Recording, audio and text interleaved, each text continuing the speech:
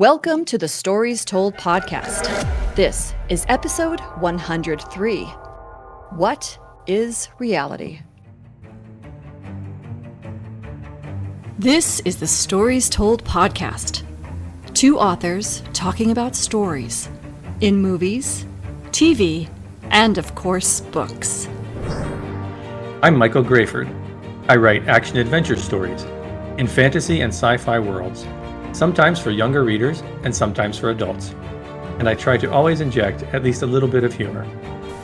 And I am author E.W. Barnes, and I write action-adventure, time travel novels, and space opera science fiction. Thousands of years, thousands of worlds. But be forewarned, beyond here, there will be spoilers. Are you ready for the adventure? Let's begin. Welcome back to the Stories Told podcast. I'm author E.W. Barnes, and with me is author Michael Grayford. And today we're talking about the story told in the movie, The Matrix. How you doing today, Mike? I'm doing quite well. How are you? I'm doing great, thank you. And what's new in your writing world? Let's see. So I've sent the edits back to my editor. So now I'm working on the front matter, and back of the book text for Zara 2, and then trying to wrangle my thoughts and ideas for the third book. What's going on in your writing world? I am still moving forward on Meridian, which is book 3 in the Adventures of the Empyrean Guard. I am over halfway through the book now, so I'm very excited, and I like where it's going. It's kind of exciting what's happening next, so that's going really well for me. I'm really excited about that. That's great. Thank you. And what interesting stories have you come across lately in books, movies, or television? Let's see. I've been watching the latest season of Mythic Quest, which is an Apple TV Plus show, or Apple Plus, whatever that is. So is that a fantasy series? No, it sounds like it. It's about sort of a dramedy, I guess, drama comedy about these people who work at a video game company, and they made this game called Mythic Quest. But it's about the people there and, kind of their issues that they face and things like that. It's an interesting show. I think this is season 4 it's on now. I think I like the first season the best. I think that was like when it was the sharpest. But it's still entertaining. And it's relevant to me because, I worked in the game industry, so I see similarities with things that happened at our company and companies that I worked at. Oh. So it's fun from that perspective. See what else. Yeah, that's the main thing I was watching. I haven't read anything other than still going through Skyward book 4. Oh, it's 4? How many books is in the series? I think it ends at 4. And I think there's a novella maybe somewhere in the middle, which I didn't read, so I can't speak to that. Well, I'm continuing to watch a Doctor Who a day. I'm in the Donna series now. I love the Donna series. To me, that is the best of the David Tennant series. So I've been having a lot of fun with that.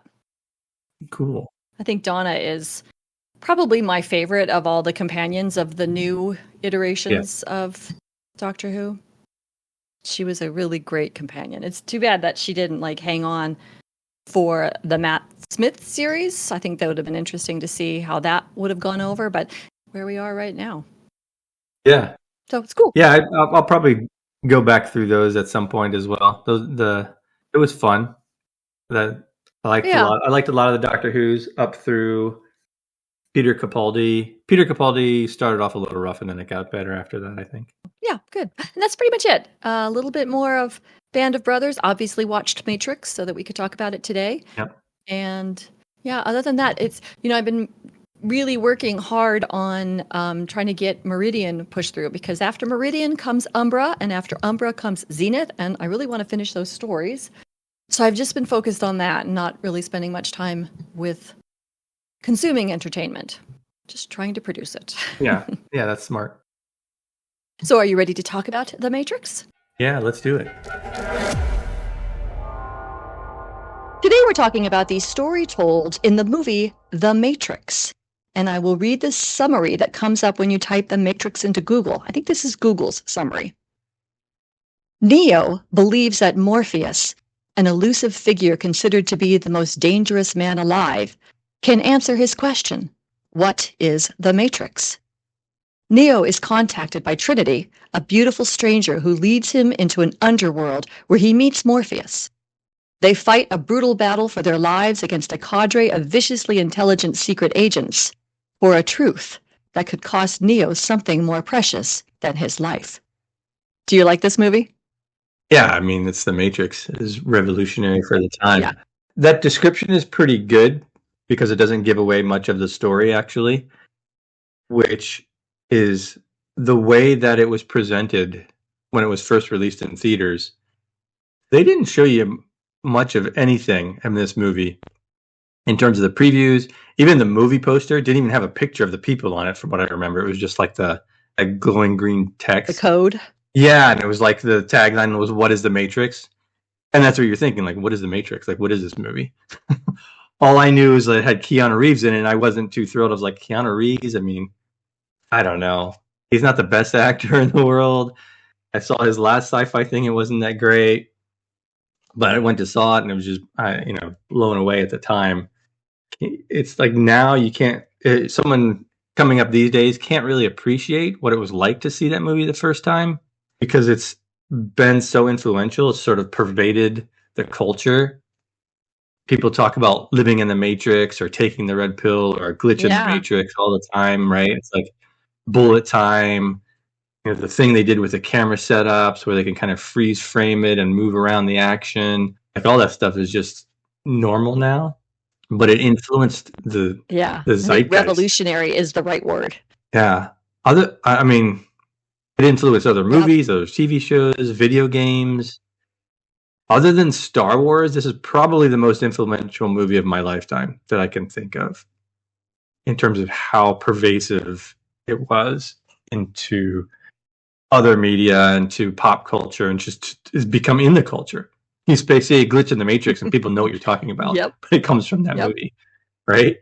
So now you everyone kind of knows it. So someone seeing it today might be like, it's okay. Like you don't really get the impact that it had when you first watched it because you probably already know the basic concept for the story.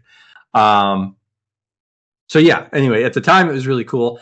Do I think it still holds up as much as it did then? No, not at the levels of when it came out.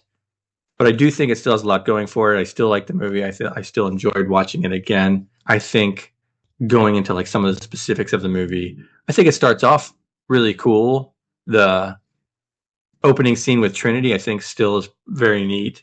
We see the camera freezing in the middle of her kick, and then we see her running along the wall. At the time, that was really cool. Again, now it's like you've seen a million things like this.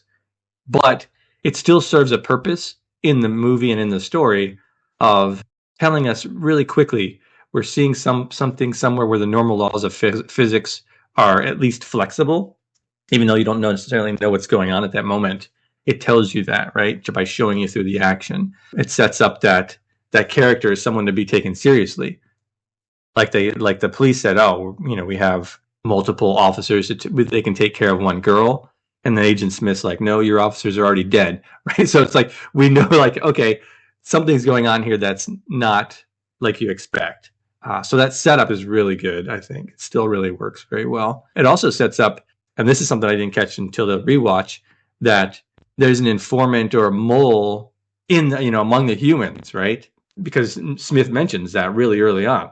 It's just kind of a throwaway line where the first time you're watching it, it may not even register. So there's a little bit of foreshadowing there of what's coming. It also sets up that they're looking for someone named Neo, who will be introduced soon. And then I think they do a great setup of mystery with the introduction of the word Matrix on Neo's computer. Like, what is the Matrix, right? Obviously, we're going to see a movie called The Matrix, but then they introduce that concept, and then there's the knock on his screen, and then we hear it right after. So there's a lot of cool things that set up a mystery of like, what is this world? How does this work? And you don't know for a while. And they had such a good buildup of suspense in that first act, leading to, that's what the Matrix is. It's really cool reveal. I love that scene where he takes the red pill and reality starts warping, and then he wakes up in the pod, it's still cool seeing that scene again. It was just mind blowing when I first saw it. I liked even little details like how he was in this pod, and then when they get him out into the real world, they have to address his muscle atrophy and his sore eyes and things like that because he hasn't used them. I thought that was really good because so many movies don't do that. You'll have a character who's in a coma for 6 months, and then 5 minutes later, he's fighting somebody. So at least they addressed it here and gave a plausible explanation for how they handled that. And I thought the training system was cool. The whole they're using the Matrix technology to train themselves. I thought that was very smart. The jump program to test people's ability to fully buy into the fact that they are in fact in the Matrix and that they have control over this system. I thought that was really clever. I thought the scene with the Oracle was very fun, with there is no spoon, and then how she kind of manipulates the whole situation. There's a lot of really good setup, a lot of fun characterization going on there. I love that Agent Smith also wants out of the Matrix. He hates being in the Matrix, right? He hates it for a different reason. He's like, I don't want to be here either. And that's like his motivation, why he wants to basically finish his job so he can stop being in the Matrix. I thought that was really clever and fun. And then I thought the Neo transformation into the One, right, at the end was cool, where he's finally fighting Smith and he holds up his hands and stops the bullets, and then he's casually blocking all of Agent Smith's attacks. It's like, it was such a clear visual explanation of him finally getting it and finally accepting what he can do, and that this is just a Matrix and he has control over it. I thought that was great. And then when the other agents just look at him and run away, that was fun. So yeah, there's so much good stuff in this movie, and I still enjoy it.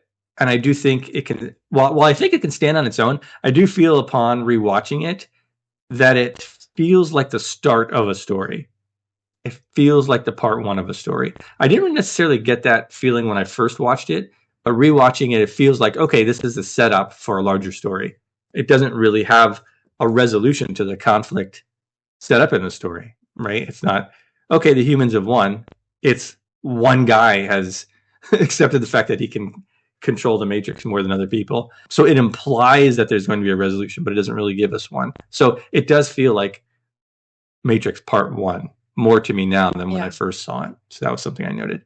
What did you like about this movie? What did you think upon watching it again? Well, I wanted to say that your notes are really good, and I agree with you about how this is revolutionary and how it opened up a world.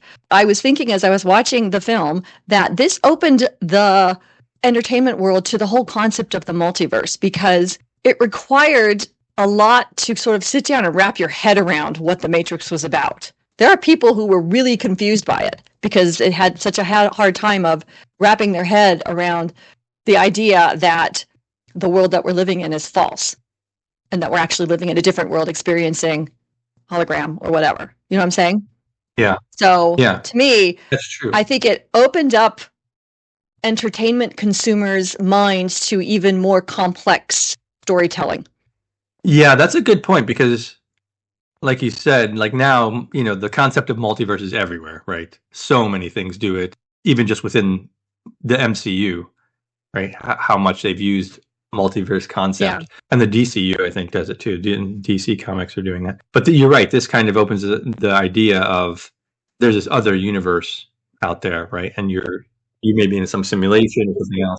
Obviously, those concepts have been around for a very long time. Yes. I mean, they are the stuff of science fiction. The DCU and the MCU, those concepts were available in the comic books, but that was to a much smaller subset of consumers of entertainment. Exactly. This movie blew it wide open for the mainstream to kind of wrap their heads around those complex storytelling. And now you see that complex storytelling more in the mainstream. So that was one of the thoughts that I was having. The other thought that I really, and to answer the question that you asked, yes, I love this movie. I think it's a brilliant movie.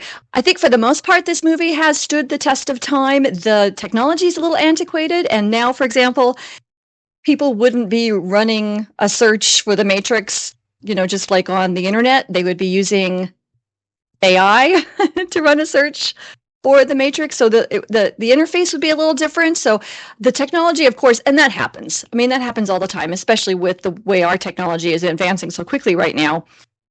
Movies are identifiable by their technology for, you can pick out when a movie was made by the giant PC screen sitting on or landlines, phone the booth. laptop and the monitor. Right, exactly. So, but I have to say that didn't actually impact the storytelling to me very much. It actually then made it sort of feel, I guess it works because it's a story in the past, and in the actual story of The Matrix is in 1999 or whatever, and the story itself is taking place in the future from that.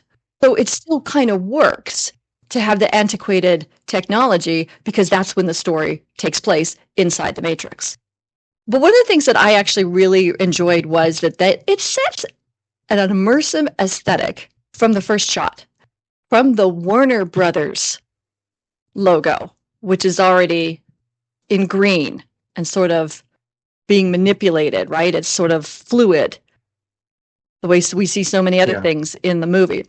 So they start, and you referenced that when you were talking about the posters, which just showed the code and what is the Matrix. They really wanted to establish an immersive aesthetic around the whole movie, and they did it amazingly. I mean, it was just like throughout the whole thing, you feel it. This created world that is in every layer of the movie. I thought that was great. I agree with you. They did a wonderful job with the mystery. There's so many questions. Who is this guy?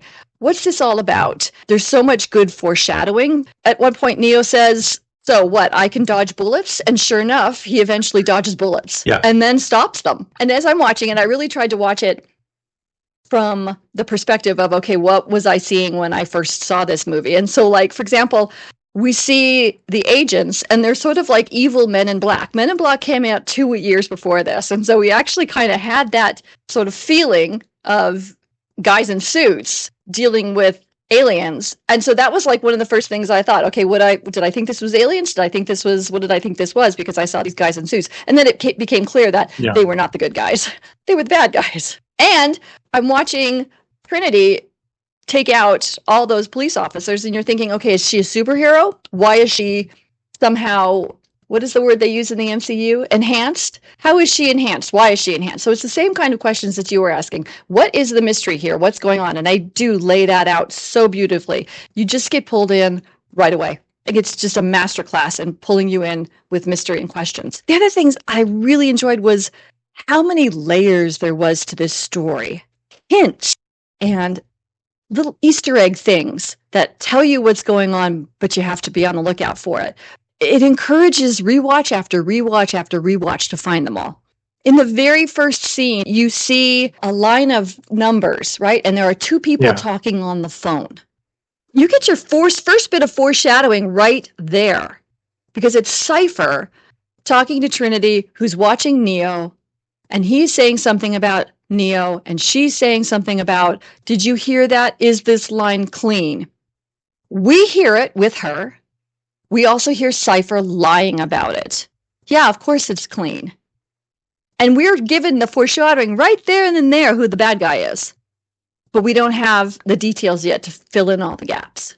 I mean, that's even before we see the police go in and Trinity's doing her battle. We just see that line of code and her suspecting that they're being listened to. It's just brilliant. The other thing I noticed on this watch was all of the reflections. Yeah. This time I was really paying attention to the reflections. The reflections in Morpheus's glasses, the reflections in the spoon, the reflections in, as Trinity was sitting on the motorcycle after when Neo was being escorted out of his job by the agents, and she was watching, and the reflection of the bike mirror. All these different reflections. And I got to tell you, I wasn't entirely sure what the reflections were meant to communicate. What did you think about the reflections? What do you think are the reflections are supposed to do? Is it because this world is a mirror of the real world, or? Oh, that's interesting. Yeah, because I was trying to think of the same thing. I noticed in particular the one where you see the reflection in Morpheus's glasses, where he's handing out, he has both of his arms out, red pill or blue pill, and you see the reflection of like only one of those in each side of his glasses, right? So you'll see like his arm, one arm is holding out a different pill in each reflection, which isn't what you would see probably. But for the movie, it makes it clear, like, here are your two choices. You're going to go one of these two different directions. I thought that was cool. But yeah, maybe you're right. Maybe there's some kind of reflection of real world versus, simulated world there. That could be. But that's what I'm talking about. There are so many hints and so many layers here that you have to keep rewatching and rewatching and rewatching to catch it all. And the level of attention to detail to create this aesthetic, to create this world building is just mind-boggling. Very cool. I agree. So we like this movie. But is there anything you might have changed as a writer? There are a couple things I would change. I think for me, Act 2, what I classify as Act 2, sort of like leading up to the midpoint of the story, felt like it was mostly just learning about the world. We're seeing it, of course, through Neo's eyes, learning about what's going on, how they can train, how they can adjust the physics in their mind, all this kind of thing. And for me, the story lost a little bit of impetus during that time. It was fun and it was cool, but I guess I wanted more of a specific goal or direction to it rather than just learning. I would have liked to have seen something more active, like they were on a little mini mission or something, or that act kind of ends with visiting the Oracle. So I think you could have easily fixed that by, we're training up and then we're going to go see the Oracle, who's going to tell us more about what's going on and who you are, and you're going to get answers, things like that. Because they threw out an Oracle line and then just kind of dropped that. So you didn't really get the sense that like that was something that they were definitely going to do, or there was going to be a time frame, or it was required. So just making that a little bit more present in the story, I think would have given a little bit more of a drive and focus to that act. Also, I would have left the reveal of Cypher as the traitor until the moment he kills Tank. For me, I didn't need to know he was the one meeting with Agent Smith. You could have still had that scene with Agent Smith and just not revealed who that was, just known that there was some traitor there, or even not have it necessarily be there. But I do think it was necessary at some point to have, I guess he had to have some kind of scene where you knew why the character was doing this. So maybe it was necessary earlier. He could have just said something, done a little bit of monologuing when he killed Tank. Yeah, that's true. He could have said, I'm tired of this. I'm tired of eating this slop. I'm tired of living in this cold place. I want to go back in. They've promised to put me back in. A few lines. There you go. Yeah, that's true. Because they already set up that they're basically eating gruel beforehand. So he could have just referenced that. I'm done with gruel. I want the taste of steak. Like, I don't care if it's not real. It's real to you when you're in the Matrix. And that would have worked.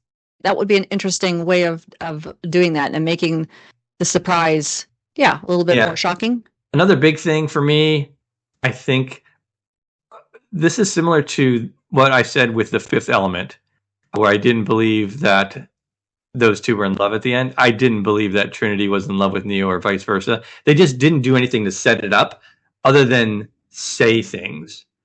It was told. It wasn't shown. There was no flirting. There was no affection shown. There was no touching, no quiet moments spent together, nothing.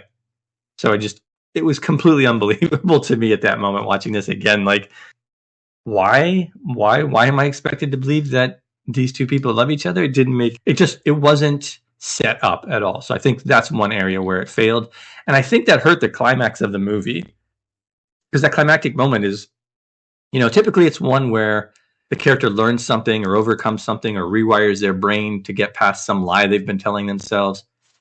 And in this case, it's Neo needs to finally believe that he's the one, right? To get past that block, to realize he's in the Matrix. This is not real. And he can adjust the physics of this world. And I guess that would come from Trinity believing in him, which is represented through her expression of love when he dies, right? When he's killed by the agents.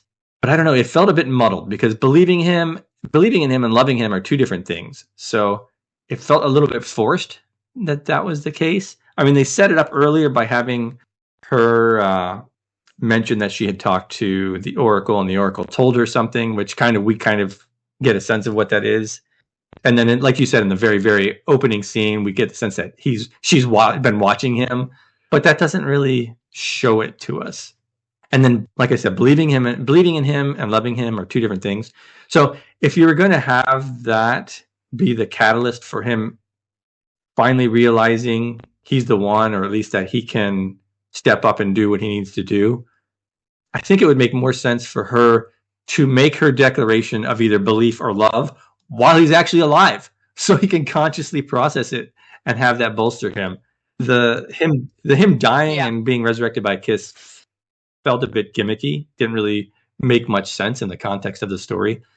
So that's something that I would have changed. I would have made that he's down, he's beaten, they leave him for dead. They think he's dead maybe, but he's still there. You know, his eyes twitching, whatever. He acknowledges what she says to him. He realizes in that moment, hey, she believes in me.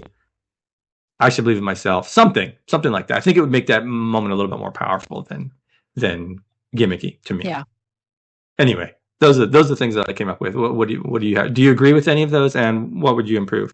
Yeah, I think those are great suggestions. I think making Cypher, the reveal of Cypher at the very end is, I think, really good. And I think that would have had to been handled very carefully, right? Because you kind of see the breadcrumbs of Cypher as the bad guy before we even get the whole reveal with, you know, he's complaining to Trinity, you never brought me lunch. He's, you know, he's kind of, you can kind of see his dissatisfaction and unhappiness. Yeah. Disgruntled, that's a good word for it. And I'm trying to imagine what that reveal would have felt like. If they did it that way, it would have been better to not have Cypher's disgruntlement so obvious, so that it's more of a shock. I'm trying to sort of think through how it might have played out in the story to really get that shocking, because it's the dark night of the soul moment. Yeah. It's like, oh my gosh, everything we thought was solid isn't. And it's very much a reflection of, you know, the Matrix itself. You think the Matrix is solid, and then you learn that it isn't. You think that the loyalties of this group on the Nebuchadnezzar is solid, and it isn't. It's an interesting idea that I think could be really interesting. And it's really story. And I agree with you. It's really smart to have that character there as well, because his motivation is completely believable. It's like, oh, I'm living in this world. Everything's gray. We're living underground in a cave, barely surviving, eating gruel. Life is miserable. Or I could just go back in the Matrix and live a normal life, right? Like, you can totally get that. And I also agree with you about the romance. I actually said at the very end of the movie out loud, they could have left the romance out. Because you're right, there is nothing that really, there's just, you know, a little bit of, like you said, there's talk about it and Trinity's sort of suggestion that she's falling for Neo. But you don't really understand why.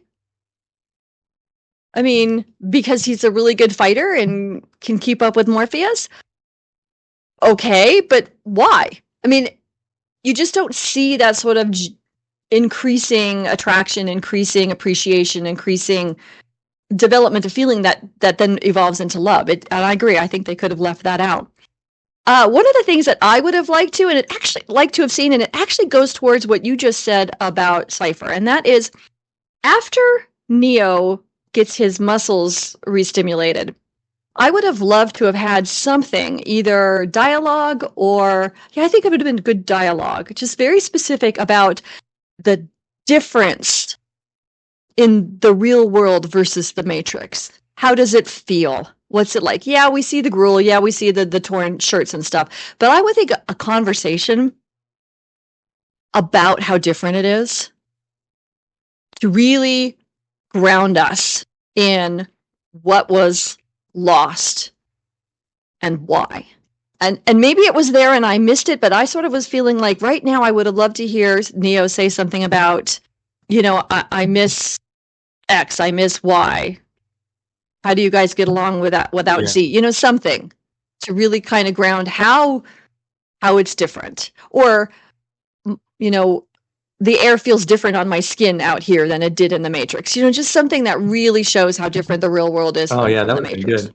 I would have liked to have seen that.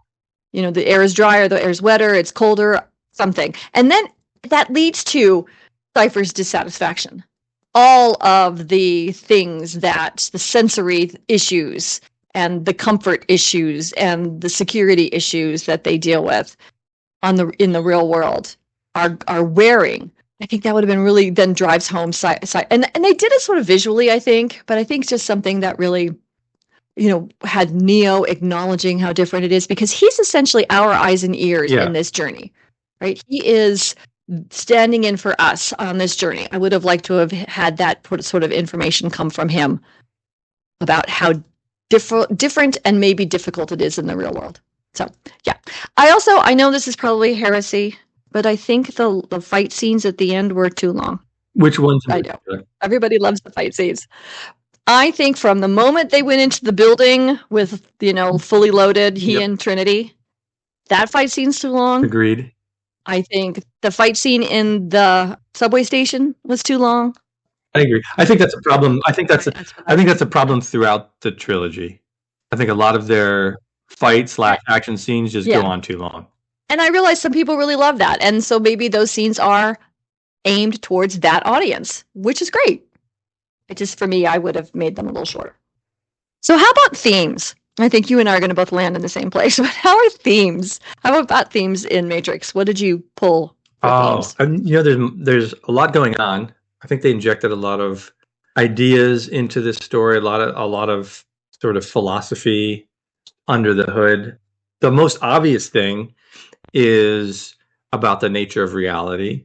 Like Morpheus says, what is real, right? We only get a small glimpse of the world, our world that we're in now through our limited perceptions, which ultimately is just signals in our brains. So how do we know what actually is real? We don't really. I mean, this is like one of the things in philosophy. It's like you really don't know anything around you is real. You could be a brain in a vat for all you know, and you're just getting fed signals that are telling you all this stuff is around you, which is essentially the concept of the Matrix. So I think that's one of the themes that's going on through it. It's not following necessarily the character's story. It's more like the world building, but it's still interesting. I think there's a theme of fighting for freedom, even if that seems unattainable, right? I think there's a theme of breaking free from arbitrary rules, which I think is closer to what I landed on. There's also the threat of what the world building is in terms of the dangers of AI taking over society. Again, I think that's more of a world building thing than necessarily the specific theme of this story, of the character that we're following along. Where I landed was kind of a theme that we've hit upon before, where if you truly believe in something, you can accomplish amazing things. That's more specifically tied into this movie in the sense of breaking free.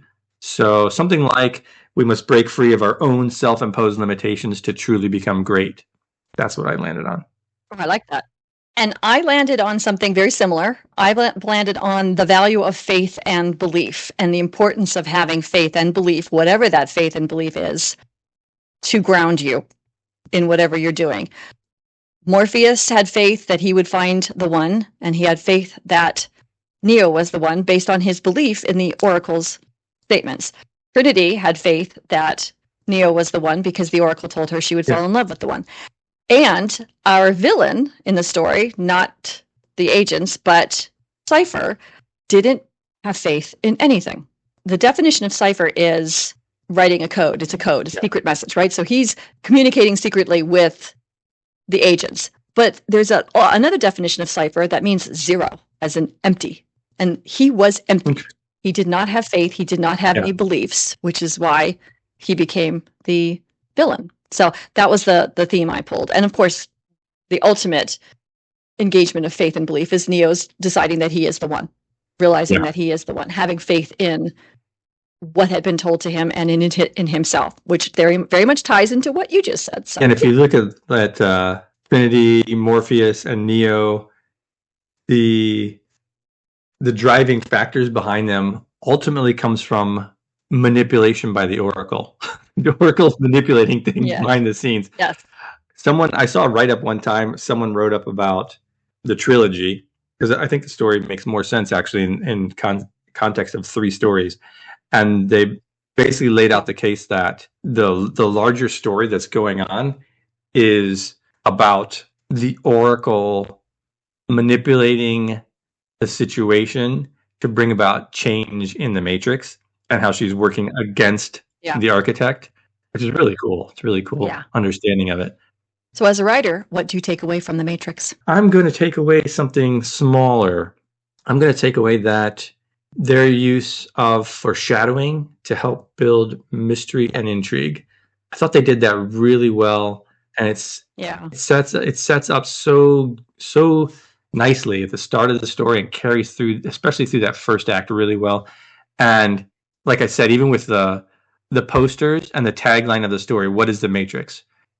Such a brilliant use of that. I'm sure that wasn't them, the writers or the directors who came up with that, probably the marketing team, but it was just brilliant the way they did that and the way they set up the posters and the limited previews that they gave. You don't really know what's going on in the story. I mean, I thought all of that worked together so well. So that's my takeaway. And I fear that the way that they did that for this movie is gone. Like now you watch a preview and it pretty much shows you a summary of the whole movie. It's really annoying. I wish they wouldn't do that. Anyway, that's mine. Foreshadowing to help build mystery and intrigue. Okay, great. My takeaway is related to the hints and the layers built into this that encourage rewatching. And for writer, I would want to encourage my readers to reread my stories by having all these layers and hints that make sense when you get to the end of the story, and then when you reread it, you Oh find yeah, I love that. That's good. Thank you for joining us as we talked about the story told in The Matrix. A big thank you to our Patreon supporters and all our subscribers. We're so grateful for your support and your encouragement. The Stories Told podcast is available on multiple podcast platforms, and we thank you for liking and subscribing or following, depending on where you're listening. It may not be a big deal to you, but it means a lot to us. If you have a favorite book, movie, or TV series you'd like to suggest for the podcast, leave a comment on the YouTube channel, and that link is in the show notes. You can find Michael Grayford at michaelgrayford.com and E.W. Barnes at 1000years.com, and those links are also in the show notes. Join us next time as we talk about the story told in the movie Minority Report. Thanks so much, Mike. This was a lot of fun. Yeah, this was great. Thank you. And we'll see you next time on the Stories Told podcast.